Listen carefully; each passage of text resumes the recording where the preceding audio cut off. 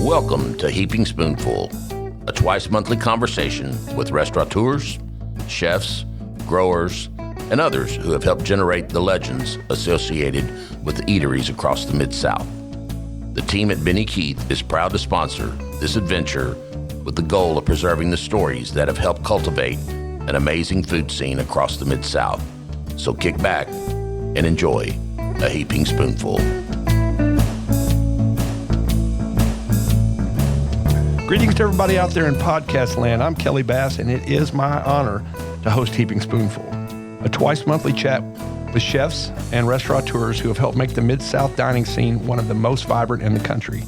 I am a foodie, quote-unquote, from way back, much longer than that term's been around. I spent the better part of 30 years writing restaurant reviews and features for Little Rock, Arkansas-based newspapers and magazines, but now I talk about food rather than write about it, and that is a swap I will take every time. And thanks to Benny Keith Foods for giving me that opportunity. My guest today on Heaping Spoonful is Matt Fuller. Glad to be here. Chef and owner of 501 Prime in Hot Springs, Arkansas. Yeah, glad you're here, Matt. So 501 Prime is your second restaurant in Hot Springs, the first being Central Park Fusion Cuisine, which we'll talk about a little bit more in a bit. But other than serving top quality food with an eye toward the freshest ingredients, the two don't seem on the surface to be that similar. 501 Prime is a top-end steakhouse, the likes of which somebody might not expect to find in Hot Springs. How did you land on that concept and commit to doing that for your second venture? Well, actually, it was sort of trial and error because my first venture, we actually had a higher-end steak at one point in time. Oh, okay. I was probably one of the first to bring Wagyu steak into Arkansas as a whole. Right. And I was exclusively Wagyu beef for a couple of years there. And I just realized that the general public, they really are more receptible to a prime steak, right, a USDA prime steak, than they are Wagyu beef. Look, it's fantastic, but it's very rich. It's almost kind of like a dry-aged beef. It's great for some people, but for some people, it's a little bit too aggressive. Sure. So when I opened up 501 Prime, the whole idea was not necessarily to be a steakhouse solely, because we also offer incredible seafood too, which I feel like is prime as well. So it was sort of a generic name to kind of like encompass all of that. Yeah, it doesn't just apply to the beef because it's technically prime, but no, and some of the things you call that on your menu too. So, well, and I guess, again, as you said, you've done Wagyu at Central Park Fusion. You decided and focused on prime, which is a commitment, from the get-go. And like you said, it's approachable for people. It's obviously higher end than choice, but it proves it on the plate. So you feature two fillets. You got a 4-ounce and an 8-ounce. You got strips at 12 and 18 ounces, and you got a 20-ounce ribeye. Do you sell fairly equally across that whole portfolio, or are there some that are the most popular choices? We definitely don't sell equally. Okay. It doesn't matter how we serve it or how expensive it gets. People want a fillet. Yep. Now, personally, to me, that's my least favorite cut. I like something that's got a little bit more flavor than a fillet, but it definitely is the most popular, and I think it's probably the most approachable by people. But one thing that you have to understand, too, about our menu is those are our primary steaks that we sell. Right. But we change our menu daily. Okay. And so we take advantage of things, us butchering our own meat. So we do a lot of things with kebabs and extra trim meat and things like that. We also grind our own burgers in-house, all using trimmings from these prime steak cuts. So we have a true steak burger as well that we'll offer. It just isn't all the time because sometimes we don't have enough trimming to go, go that far. But we make an effort to actually change our menu every single day. And a lot of that we had to do because of COVID and the supply chain. Right. Well, and clearly the menu that you have on your website is representative of things that you always have. But then again, you add things, and I was at the mercy of what I found. But one thing I do appreciate, and I say again, I've been lucky enough to go to some, and I know you're not just a steakhouse, but I've eaten steaks in some nice restaurants around the country and in Europe. And I was so glad to see you wisely suggest that steaks be prepared either what I will just call rarer than rare, charred with kind of a cold, little blue center, rare or medium rare, which frankly are the only ways to treat prime beef in good conscience. Do people still come in and go, medium well, E, and my uncle and my father-in-law used to say well done, and I cringed. We cringe a lot. Yeah, people. We just do, and I think one of the things that's frustrating from a chef standpoint is that I've done things with the menu to really try to offer items for people who have that sort of a taste. Right. And look, I fully understand it. I didn't grow up having steaks that way, but if all of a sudden chicken was safe enough to eat rare, how comfortable would you be ordering a rare steak? So I understand that. The same thing with people who want something that's more done. But like one of the mainstays that we have on the menu that's been very, very successful is we do a smoked brisket, and it's cooked all the way through. Sure. It's fantastic. It's Creekstone Prime. I mean, it really is a fantastic product. And so we offer things like that. We have a fantastic pork chop, which I think is probably our best steak on the whole entire menu. So those people that would prefer to have their steaks cooked differently, we do have alternatives. But if somebody really wants to come in and that's what they want, I also have to understand too that there are dietary restrictions that people have. They have certain likes, and if that's what they want, that's what they want. But we've also put a caveat on the menu recently that we're not going to guarantee mid-well and well-done steaks. Yeah. It just if you were going to order that, I'm sorry, it is what it is when it comes out. And you do have choices for people who like their meats cooked all the way through that are not one of your prime pieces of beef. Although it sounds like you said the pork chop and that brisket, I mean, Creekstone brisket's going to be top notch. Oh, it's fantastic. Yeah, that's really cool. And, again, I have not yet, like I say to almost everybody I encounter on Heaping Spoonful, if I haven't been to your restaurant yet, I'm coming there because I get excited about them as I read about them and hear about what you're doing. But I can guarantee you those steaks. And is your general finish salt and pepper? I mean, is that your general, if you don't do anything else, or do you have other spices that you put on them? So actually it's salt and pepper, but we've also included white pepper in the mix as well. What we found is when you put white pepper on it, it actually crusts better. Right. Than if you just use straight black pepper. So we do put that in our mix, but I'm a big just salt and pepper kind of guy only. Now we do use on our burgers, we'll use Montreal steak seasoning. Okay.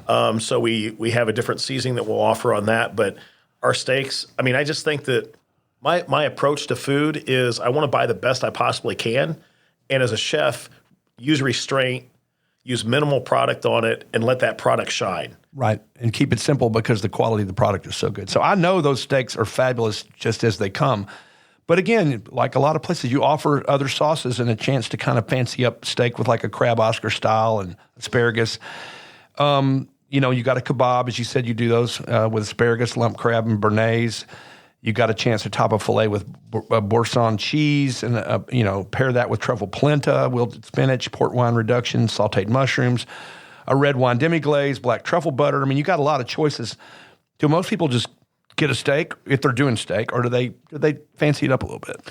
So our Boursin filet is probably our most popular, and that's actually a carryover from Central Park Fusion. Okay. I think when I left there, I had sold like something like 18,000 of them. Wow. I mean, that's over a 9-year period. But that's still a lot. I haven't run a PMix on my current restaurant, but we've probably sold that many since we've opened up. Yeah. Just 3.5 years ago. So it still remains one of the most popular item that we have. We do find that people they actually don't order sauces as much as I thought they would. When we add a special out there and put that actually on the menu and combine it with something else, they're very receptive to it. Right. We sell an insane amount of Oscars. Yeah. People want to have that on their steak. So that's actually been a shock for us to see that happen. And, one of the challenges that we had was with the pricing of crab. It went so sky high that actually for a while we switched that over and used lobster instead of crab because it was about the same price. So, so you get a little bang for your the publicity buck with the lobster. Yeah, well, that crab meat's hard to say no to. Plus, and then again, another primary area of focus, as you said earlier, is seafood. And you do oysters, and you've got Gulf Coast and you've got East Coast. And, I'm sure you're aware that most places in Arkansas that serve oysters, it's just Gulf. You don't get a choice on getting and one place I know in Little Rock that actually has some West Coast and some East Coast. But I know sourcing is an issue and the price is an issue. You have to charge more for them. Well, one thing that's sort of interesting with the oysters is that so we have a lot of people that come up from Texas that come visit Hot Springs. In Texas, you can't buy West Coast oysters. For some reason, they have a ban on them. Wow. And I couldn't figure out what that is exactly, but for some reason, they don't ship them into to Texas. I've brought West Coast oysters in before. I've got a lot of contacts out there. we just primarily have people that really focus on the Gulf Coast oysters. That's what they're used to. Yeah. We've had a lot of success with our East Coast oysters. I've got some chef direct programs where we're going direct to a farm, so they will actually box them up, ship them the same day, so we get them one day out of the water. That's fabulous. They're seasonal, so like one of the seasons is ended with one of them, so we're going to be kind of drying up on that. But the oyster market has been very odd this last year. It's been very difficult, and there's periods where there's a hurricane that comes in, there's something comes in, so we might have a shortage, and that just happens quite a bit. So sure. We don't have just we also do other raw items out of our oyster bar area, such as sushi, crudos, tartare, different things like that. And we get such great fresh fish in that that's an option that we really want to provide when we can. But it's a purpose-built oyster bar. It's the only one in Hot Springs. Right. I mean, it was built to be an oyster bar. Right. And so it makes a big difference. The setting's really nice down there and all at the actual physical oyster bar, and it was set up that way. So right. You probably got the water baths and the things you can do to keep things going in refrigeration. Yeah. And you give them, again, I'm sure most go half shell, and I'm a half shell guy, but you also do them Rockefeller style. You grill them with some cheese. I mean, is oysters a fairly good chunk of business for you? It is. I mean, it's a substantial amount. Honestly, I think from a margin standpoint, it's really not that great. Right. But it's one of those things where when you offer that as an appetizer, how full are you going to get on an oysters on the half shell? Right. So it's a great appetizer for people that are going to lead into having a nice big steak. Correct. Because it'll stuff you. But one of the things too, so the grilled oysters, I wasn't even exposed to grilled oysters until about 6 or 7 years ago when I went down to New Orleans and had them at Drago's, and I thought it was like one of the best things ever. And so my whole goal had been when I came back was how can I make them better than what they do down there? I kind of feel like I've gotten to that point. One of the things also, and this goes with our steaks, is that the grill that we use is a wood-fired grill. So we use mesquite wood, and it really imparts a great flavor. And I think it makes a difference with our grilled oysters as opposed to people who use a gas grill. Yeah, that makes a lot of sense. And get that smoke on them, real good wood smoke. You also do caviar. We do. And that's an acquired taste, and it's not for everybody. So it's not, but it's amazing how much we sell. I don't really know of any place that consistently does caviar service actually in the state. I don't either. And so we've played around with different types and different price points and all. I use an Osetra, classic Osetra caviar, which is a very good grade. It's not exceptional, the most expensive, but it's a very approachable caviar, especially for somebody who is new to trying caviar. I think there's a lot of misnomers about what it's going to taste like. They think it's going to be very fishy and very salty, but it actually has a very sweet and buttery finish to it. And one of the things that we actually sell a tremendous amount is we do these caviar deviled eggs. And sell a lot of them. So I think it's a good avenue for people to try caviar before they just try our caviar service. Well, one thing is that Hot Springs gets a different, they get the masses, but they get a different level of traveler thanks to the racetrack, thanks to the casino. You're going to get some people that are coming through Hot Springs that have been in larger cities and have had more experience with caviar or with oysters from different. So it's not, you take a city Hot Springs size and you put it in southeast Arkansas, you're not going to get the same exact sort of customers that you get. So I think it's nice that they have a chance to find a place in Hot Springs that they can get caviar, particularly on a deviled egg. So that's really cool. And your menu takes on a lot of diversity with your other entree choices. So you got truffle chicken, you got Hawaiian opaka paka. I was saying that earlier and getting it right. Snapper. Now, that's pulling off a menu that was a sample menu that we have online. Yep. Part of the reason why we change our menu daily is what fish you can get. It's the fish because, and I tell people this all the time, it's called fishing, not catching. Yes. So when they ask why we don't have something, it's because, they didn't catch any today. Right. To give you an example, this morning, we've got fish coming in tomorrow. So this morning I'm talking to my fish guy, and he had one Florida red grouper, and I'm like, I'll take it. And he also misordered because he thought that he was ordering a grouper from Australia, but it was actually a groper, Groper, very similar but a little bit different. And I actually have never had my hands on one. He never had either. He sort of misordered. I'm like, send it anyway. We'll figure out what to do with it. Yeah. So it's kind of fun being able to have that sort of extremely fresh, fantastic product available, and also be able to work with somebody that I can trust from a fish standpoint that's going to send me a really high quality product. Well, and also you can figure out what you want to do with it, Yes. I mean, let's just start looking at what you got and what ingredients might pair well. And that also makes it exciting for your guests, because it's like you never know exactly what you're going to get. I mean, you're going to get the steaks and things, but I mean, again, those different fishes, it's just a nice chance to do something different. I've been very blessed to have the diversity we have in our customers that come in. And really, I think what happens with us is we actually almost sell more fish during the week. And it's because we have locals that come out that know that we're going to have some interesting things. Right.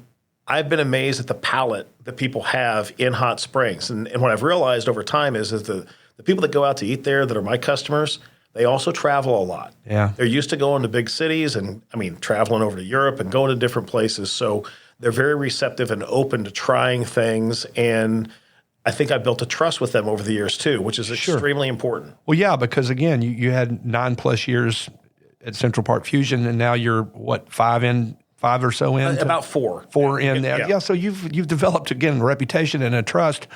And yeah, I promise you, people who live in Hot Springs who travel are so happy to be able to find something other than standard issue. And there's some great restaurants in Hot Springs, but sometimes they don't have the diversity, for sure. So in Finest Steakhouse fashion, you've got a dreamy sounding, again, I'm working off the sample menu. So there's a tomato soup, but you also have the classic wedge salad, which when those are done right, they're just something magic about them. And a large collection of sides, mashed potatoes, loaded, baked, truffle polenta, mac cheese with crab, Brussels sprouts. Tell us a few of the highlights among your side items that you are proud of.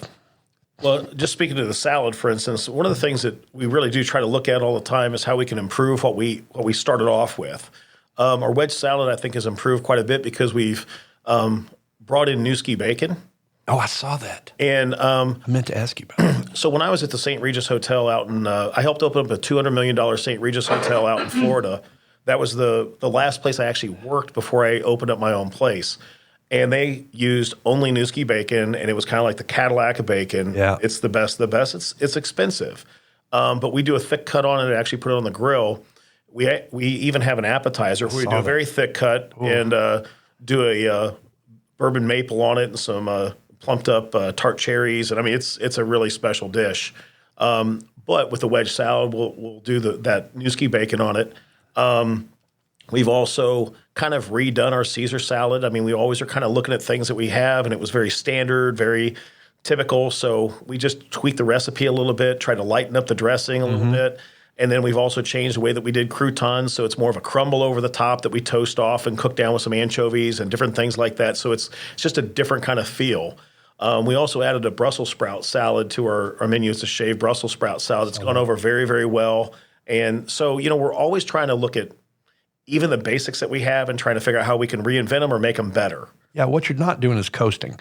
And, unfortunately, restaurants, particularly successful ones, feel like they don't really have to do anything new. They can just kind of ride the wave. But over time, your customers benefit by the changes that you're making. And that Caesar sounds fantastic. So on the sample menu, I saw no desserts. But do you all do desserts? We do. And we do have a dessert menu. We just don't have it posted. We change them up from time to time. One of the things that we recently did was try to do a tiramisu in a different kind of way. And basically, the kind of twist on it was we made a coffee ice cream. Okay. And so that's part of the dish. So it's all the flavors are there, but it's kind of presented a little bit differently. I think we do a fantastic lemon cheesecake in-house that we do in individual crocks and is really top-notch. We have a standard creme brulee. Got to. I do a white chocolate bread pudding that I've done for years over at my other place. It just seems to go over very well. But we're always kind of looking at trying to figure out how to do some different things. One of the challenges with desserts is we don't have a full-time dedicated pastry chef. Right.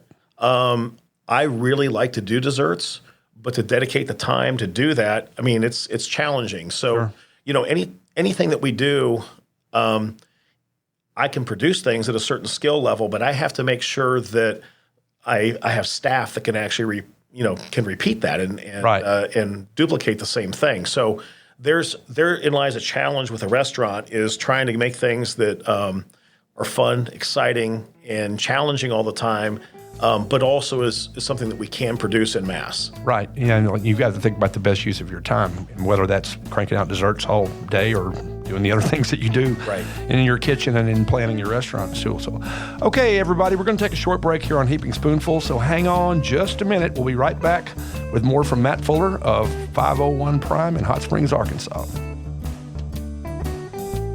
I hope you're enjoying this episode of Heaping Spoonful. We at Benny Keith Foods enjoy talking about the food scene almost as much as we enjoy providing the top quality ingredients that help restaurateurs and chefs across the Mid-South create their magic. Now let's dive even deeper into the culinary world with your host, Kelly Bass. Welcome back to Heaping Spoonful as we continue our conversation with Matt Fuller. In keeping with the theme of, again, what people would expect at a place that serves the great steaks you do, your wine list, it's fabulous. It's broad. It focuses on California, and particularly California Cabernets, which are fabulous with red meat. And I've had a sister who lived in France most of her adult life, and I argue with her because I like California wines better than French wines. And she fights me a little bit till I put a good California Cabernet in front of her, and she's like, this is pretty good. So I'm reading your menu. I'm drooling over Stag's Leap, Jordan, Bell. I've gotten to go to Bell. It's a really cool little winery. Gergridge Hills, Cabs. And, of course, if I had just hit that $321,500 $1 bet on a superfecta at the Kentucky Derby last weekend, you know what I'm going to do? I'm going to get a 3-liter bottle of 2008 Opus One for $3,200, and I'm not even going to share it. I'm just going to sit there and drink the whole thing, and you're going to call me an Uber. It's funny you point that out because so that bottle I bought years and years ago. I've been storing it properly, right? And you cannot buy that bottle anywhere, and I probably have it highly underpriced. It's probably more like a $5,000 or $6,000 bottle in a restaurant. Right. One of the things that we try to do with wines, obviously it's a profit center. We have to look at it that way.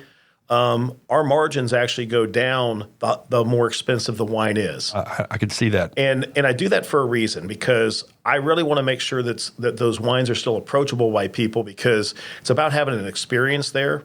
I feel like we have an opportunity to share a really good bottle of wine. And I know that people that come from Dallas or other large metropolitan areas where they're used to higher prices, when they come in, my food prices are going to be high because inflation, it is what it is. Yep. But we really try to keep those margins such that we can still offer a bottle at that higher end that is equivalent to if they went and bought it retail and maybe paid a corkage for it, So we're just trying not to inflate that. Yeah, I saw that. There's several really nice of those cabs that are in the high 2 digits or maybe right at 100, but again, you'd pay 70 something in a liquor store, and you'd pay $20 for a corkage. And so, I think it's interesting too that you did notice that we're very heavy on California.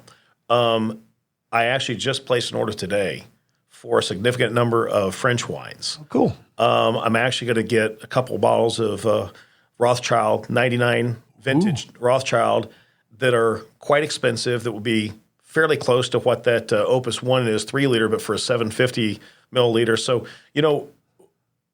one of the things that happens with a steakhouse is that our inventory is extremely high, but we have to keep that really to have that offering for people. Sure. So this is really going to expand our portfolio quite significantly as far as our wine list goes, and give people that option for some French wines, and an area that we really haven't focused on too much. And you'll find people who want to splurge on that. They either just appreciate it, or again, maybe they were the ones that were down at Oaklawn and hit that superfecta. Somebody had to.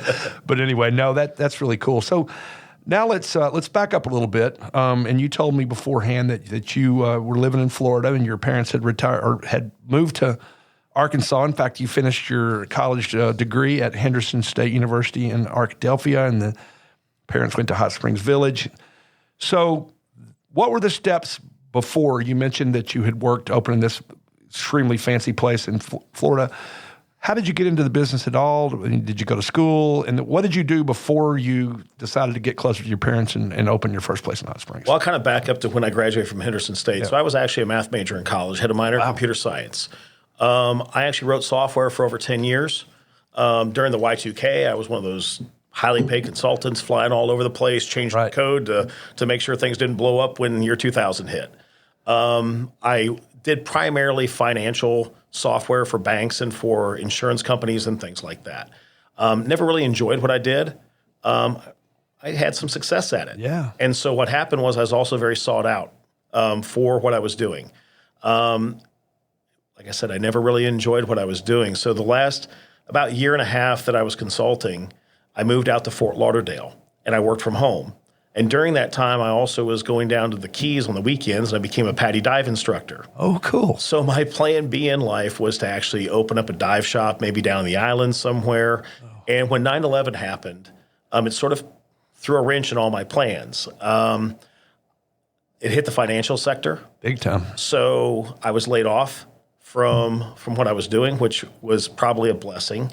Nobody was going out of the country at the time, so it sort of squashed my plans for opening up a dive shop. And I really was kind of trying to figure out what I could do and stay down in South Florida because I really enjoyed it there. And the hospitality industry was the route to go. Never was like a gourmet chef or anything like that at home. I mean, I was cooked out, cooked on the grill, always fended for myself, and I cooked for sustenance, but not for, anything other than that. And it just happened by, there's a culinary school close by. I thought, just go and check it out. So I went one quarter and started working in the industry, just really sort of took to it. And once I got through culinary school, just worked in the industry for a while. My first foray out of culinary school was working on a private yacht. Wow. So my goal was to kind of combine the diving with working on a yacht. I never got that opportunity to work for somebody who actually had a passion for diving, but I worked for a lot of individuals that were, in that rich and famous kind of category and saw that different lifestyle that was quite interesting and really gave me a chance to, I guess, explore and find out what my culinary legs really were like. Yeah. Enjoyed doing that, but decided it was time to kind of do land-based and had an opportunity to actually be part of two $200 million hotels that were opened on the Fort Lauderdale beach. The first was the Hilton, and then I moved down there to the St. Regis. The St. Regis was one of these places that was the best of the best. The best ingredients, the best staff, the best of the best. Everything was just top-notch. And after I was there for a few months or so, I realized that, I was just a little second cook there. I didn't have really any kind of, there's no title. I was real low down on the totem pole. And I saw guys that were, 10 years younger than me that were just rock stars. And they really, really were just exceptional chefs. And our executive chef was actually a few years younger than me. And was already a James Beard award-winning chef. Right. I realized that, I could have probably toiled away in that industry for another 15 years with the St. Regis organization, and I probably would never even get to that point of being an executive chef at one of their properties. And I also saw him being dictated by the owner of that property on what he could put on the menu. Mm. And I thought, if I'm going to struggle and work this hard for a different kind of career in this industry, I don't want to have to listen to somebody else tell me what I can and can't put on a menu. And that was the catalyst really to open up my own place. Yeah. That makes, and again, you had a logical spot to come. You had lived in Arkansas, you had family here. And yeah, you're your own boss. And hopefully through all that consulting, you've been able to stick a little bit of money back to help yourself get off your feet off the ground when you were doing that. So let's talk about Central Park Fusion Cuisine. So I know right where it was. How did you find that spot, and did you have to do a whole lot, and how did you develop that menu? So that location, it became available. It was another restaurant that had kind of turned several different times. I actually had been looking at another location, but it was already leased out at the time.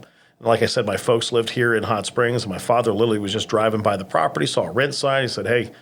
And it's cool where it sits, and it's very visible, and it's a neat spot. It is, and it had a lot of potential.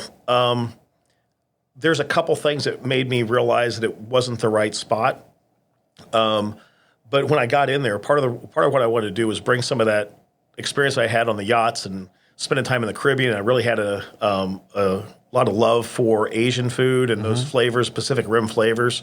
So that was the idea of the fusion restaurant, was to kind of bring that sort of flavor profile. I also spent a lot of time looking around the area, and I didn't want to duplicate a concept that was already in Hot Springs. Sure. So that was a big part of doing that. And it gave me a lot of flexibility on the menu to try different things and all. And honestly, during that time, I kind of feel like I got my doctorate in culinary arts because I spent a lot of my own money bringing in products and trying things for the first time. So it really was sort of an experimental ground for me to even see what the market would bear in Hot Springs. So I learned a lot from that time. But it's right across from the old Majestic Hotel. Yep. When that caught on fire, I remember it was a Thursday night. We had to evacuate because there was smoke coming into our building.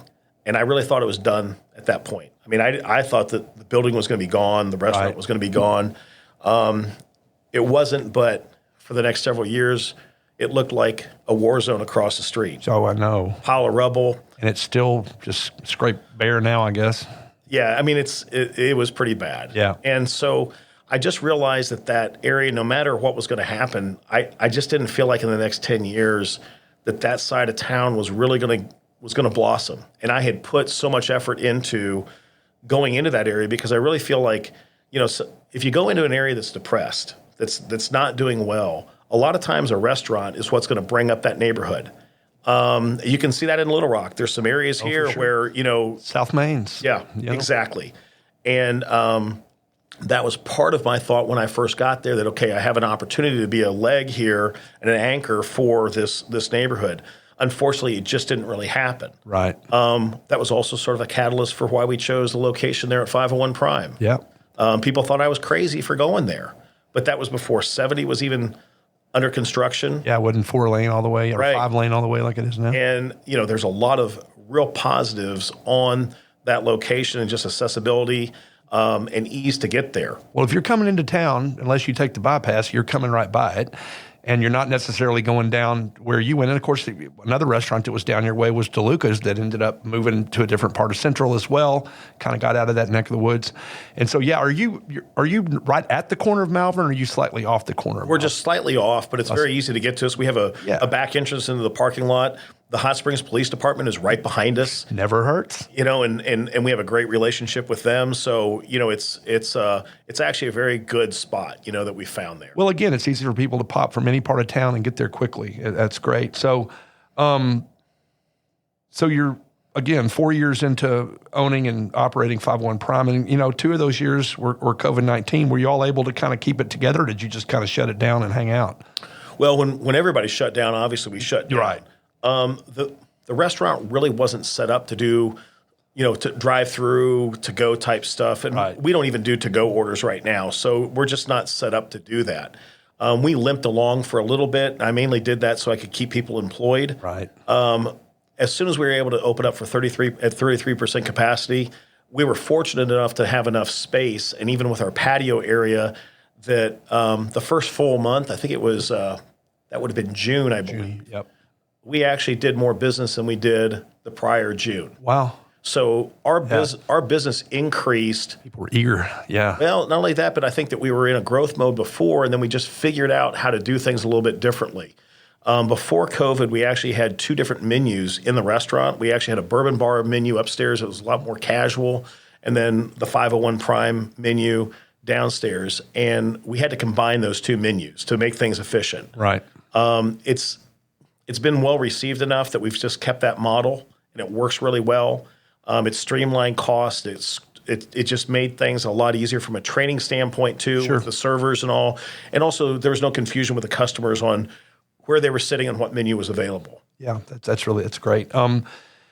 So 501 Prime, you're 4 years in. Have you got anything else that you're dreaming of doing, whether that's either changing or adding to your portfolio?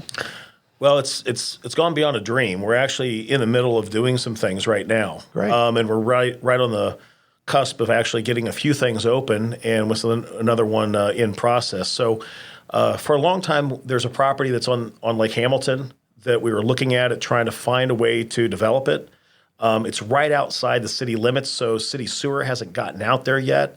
So that was one of the challenges, to try to figure out what we could put out there with an infrastructure that would be able to handle having a restaurant. And what we've decided to go ahead and do, and it's going to be really the first of its kind in Arkansas, is an outdoor restaurant serviced by food trucks. And actually, we have a full-blown liquor license that we have out there. So we'll have, drinks and a bar out there. All the food trucks will be owned by us and operated by us. Okay. That was kind of the caveat with the ABC for us to get a permit. Right. Because they wanted to make sure that we could guarantee that there was food service anytime that they were serving alcohol. But it's going to be radically different from what we're doing now. It's a very casual setting. It's going to be a quick serve, walk up to the trucks and get your food and just a real chill hangout type spot on the lake. And since you own it, you can vary the food themes in the trucks however you want to do it. We can, and the goal is that we just first off want to get open. Right. And then we do have goals down the road as far as, adding additional trucks out there and doing some different things out on the lake to maybe provide some cabanas where there's some actual service out there and different type things. So you've procured the property and now you're doing the work to get open. Correct. And it's a little bit over 2 acres, so it's a really good sized property. Do you have a sense, and I know things can slip dates-wise, do you have a sense of when that might be open? Dates are really hard now. Okay. They're extremely difficult because of just trying to find product. And I'll give you 2 examples. One is we had to put up an 8-foot fence. That was a requirement by the ABC. 8-foot chain link fences are not a standard size. So it just took some time for that to come in. Right. One of the other projects that we're working on right now is actually a seafood market that we're going to put in next door to the restaurant. Okay. There's a 4,000 square foot building that we had acquired that was actually built before the 501 Prime building was. So I think this was like 90 years ago. I'm the third owner of that property. In 90 years. In 90 years. And so one of the challenges that we have from buying equipment is a walk-in cooler. Yeah. You can get standard size walk-ins, but if you want to get one custom made, one of the challenges is, from my understanding, the glue and the foam that they have to make those is in short supply. Yep. So a lot of the manufacturers are not even taking quotes anymore. I purchased this back in October, and my understanding is we are in line to start getting ours built out in June. Okay. So that was an 8-month process. Just to get started building it. So it takes a lot of foresight in trying to make this stuff happen and all come together. So a seafood market next to your restaurant means that you can get seafood in a larger quantity and you can cook some of it at your restaurant and sell some of it in your market. And that's a key with a product like that is the more outlets we have, the more diverse of a product line that we can get. And I've been looking around the state. I don't think there's a single seafood market in the entire state of Arkansas. So we're going to be the first. No, I don't either. I mean, there's places, you can get some seafood, but not that quality. Most all of it that comes in at that quality goes straight to a restaurant and gets cooked there. It does. And you'll do that too. Right. And then we have one other project that we're really happy that we've just been able to acquire and move forward on is we've accepted an operating agreement out in Hot Springs Village at the DeSoto Club. Yeah. It's a fantastic facility. I think it's the nicest out there in Hot Springs Village. And we're not going to take 501 Prime to it, but we're going to take a high quality of food that we can do it at an affordable price out there. Yeah, there's some real opportunity to really service an area that's been underserviced for a long time that's really coming up. The bypass is about ready to go out there. There's a different demographic that's even moving into the village now. Right. So I think it's the right time to go out there, and we have a real opportunity to even do some cross-marketing there with what we're doing currently. Sure, yeah, because those folks go downtown and eat too. Yeah, for folks that are listening who don't know about Hot Springs Village, it started as a golf course community and a lot of retirees, and then there's lots of folks who buy property there for the golf privileges. But it brings in people. I mean, again, your parents weren't, well, your dad came to work there, but I mean, it brings in people who weren't born and raised in Arkansas necessarily. And as you said, then it gives you a great market for folks to come to 501 Prime and to your seafood market and to your food truck. Cool spot on. Wow, well, that's great. Sometimes when I ask people what they've got going on outside their business they're operating now, they're like, oh, nothing, that's all I can do. But I love that you've got all this other stuff happening. So congratulations on all you got going on. And I appreciate you being our guest today. I mentioned that you're in town for the Benny Keith Food Show and the party tonight, and we appreciate Benny Keith and all they do, and I hope they're taking good care of you. And I do appreciate all of you who tune in to Heaping Spoonful. Remember, we put 2 of these episodes out on the old interwebs each month, the first and third Tuesdays of each month. So check them out and catch up on any episodes you've missed. Thanks, and have a great rest of your day. We hope you enjoyed this episode of Heaping Spoonful. On behalf of all of us at Benny Keith Foods, Mid-South Division, please know how much we love connecting you with the legends of the culinary scene and their unique stories. I look forward to the next time we can offer you another Heaping Spoonful.